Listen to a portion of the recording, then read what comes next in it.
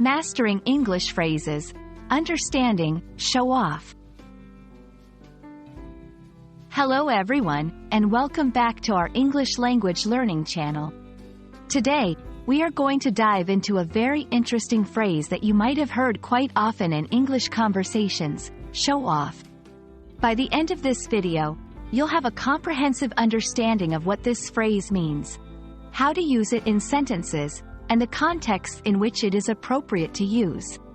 So, let's get started and unravel the mysteries of the phrase, show off.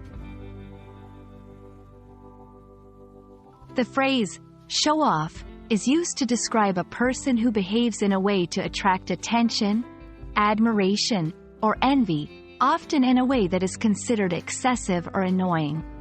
It's important to understand that calling someone a show off can have a negative connotation, implying that the person is being boastful or bragging about their abilities or possessions.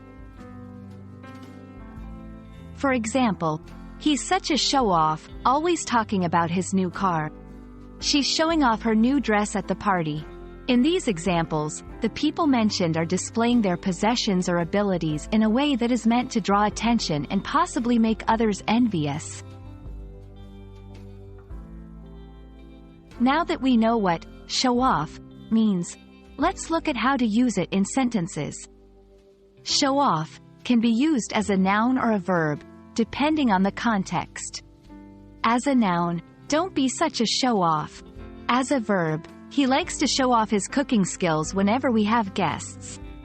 It's crucial to pay attention to the context in order to use show off correctly. Show off can be used in a variety of contexts, from informal gatherings to describe someone's personality. However, it is generally used in more informal settings. In formal settings, my little brother is a real show-off when he's around his friends. Describing personality.